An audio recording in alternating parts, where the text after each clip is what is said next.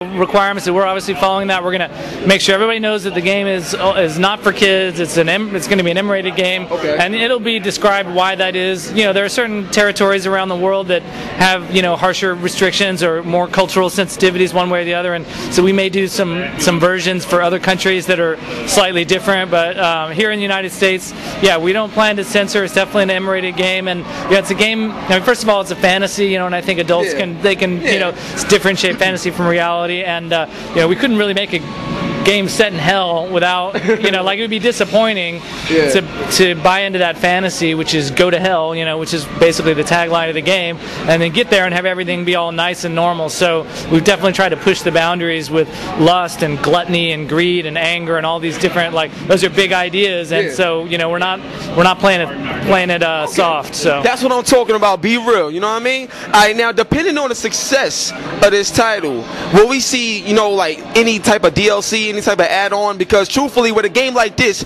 I wouldn't want to stop playing it. You know what I mean? And I would love to have something to hold me over till the part 2 come out. And let me tell you right now, part 2 will come out, because you better buy this game. I'm serious. Alright? Now, I had to do that because this is hard work right here. Now, depending on the success of this game, will we see like some DLC to hold the fans over until, you know, the next one come out? I'd love to be able to tell you that. I can't really talk about it right now. We're just so focused on getting this game done. There's a lot of opportunity for that. I certainly hope that we do that. We just don't have anything to confirm right now. Okay, that's cool. Now, around how long this game is going to be? I know it's the first IP, first outing, but around how many hours you could kind of like, you know, average out or estimate that the gamers will be enjoying this game for? Can't really give you a number on that. I think, you know, we're still sort of doing our final testing. No, people aren't going to be disappointed. It's a healthy sized game. You know, we're not making a small game. It's a big game. There'll be other stuff to do when you finish it. You know, there'll be other modes, and you can go back and try again as like a holy warrior. You can play it again as a more unholy warrior. But the game itself is pretty big. There's 9 awesome circles of hell. It's going to take you a while to get through it. There's also a lot of movies and linear content that's going to come on the disc, and you know, it's definitely a game that you're going to want to have in your collection. Okay, I gotta ask you a question now. Is this like I know you just said linear, but it's a linear game, or will there be some type of open world aspects to it? The reason why I ask that, because a game like this has a ton of action, so sometimes linear is the better way to go because it keeps the action constant. So what type of game is this going to be? Will it have some open world elements, or is it strictly linear? It's definitely a linear game. You know, the game is all about fighting through the 9 circles of hell, from the gates of hell all the way to the center of the earth, with the big baddest boss of all time, which is Lucifer. And like, you know, that's definitely a linear mission. You know, you got to save a girl. So he's fighting.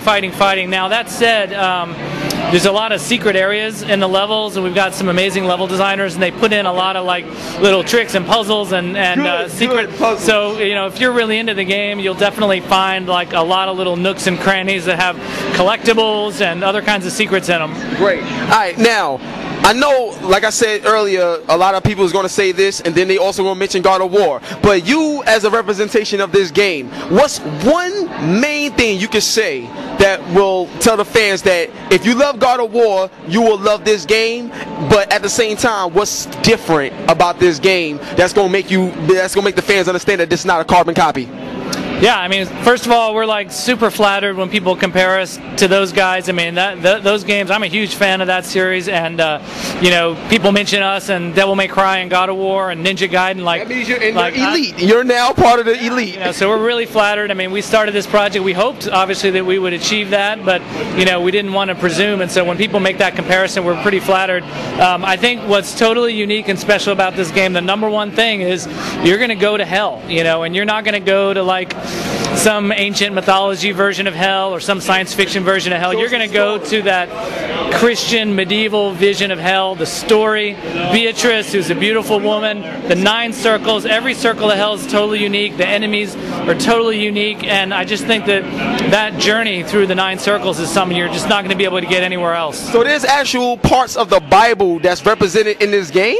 Well, no, I'm not saying that. So it's based on Dante's Inferno, the poem, and so everything that's in the game comes from the poem. But you know, he was writing at that time, in that medieval time, you know, in that crazy period where people were imagining hell as like a really real place, and he was the first guy to to imagine in a fantasy way, but imagine what it would be like, you know. And so that's just, I think, a really unique experience that you're only going to get in this game. Now I have a great idea for you, John. A great idea, and this will sell. This will sell like crazy because Hip Hop Gamer said so. It'll sell. You guys need to make a Dante's Inferno collector's edition with a scroll with Dante's Inferno with the poem. The Inferno poem, there should be a scroll with it with a collector's edition. How does that sound? I love that idea. I'm going to go talk to my sales and marketing guys right now. Alright, that's what I'm talking about. See what Hip Hop Gamer do for y'all? That's what I'm talking about. You know what I'm saying? One love and God bless. You already know how I get down. John, I don't know what else to say, but let's just take a look at the game. But now, before we go, me personally, I want a demo. Will we have a demo on the PSN and Xbox Live Arcade? Will we have a demo soon that we can experience this at home? Yes, you will. Yo, hold on. You gotta take the belt. You gotta take the belt on that one, son. You gotta take the belt. You gotta hold it. You gotta give it a spin. You gotta get a belt a spin, son. That's what I'm talking about. There will be a demo confirmed. HipHopGamerShow.com. You already know what it is, man. I don't need to say nothing else. Get your hands on this game, or I'm gonna choke you or something like that. That's how hot it is, man. Thank you so much. One love and God bless my man John. And Dante's Inferno, you're gonna see it later because it's gangster. Peace. Pardon me. How the fuck you gon' stall with me? I'm a heavyweight in this game. You just spar with me. You get legs down from your face down. Drop this shit. Man Blacksmith, Game Development Ground Zero, and I'm here with that vocabulary that's gonna have you shutting your friends down, letting them know that you really know all there is about game development and games, period. Now, there's a popular shading technique that's being used in a lot of next-gen games these days. And that technique is called ambient occlusion. Now, what ambient occlusion is it's a shading method using 3D graphics, which helps to bring realism to the scenery by adding local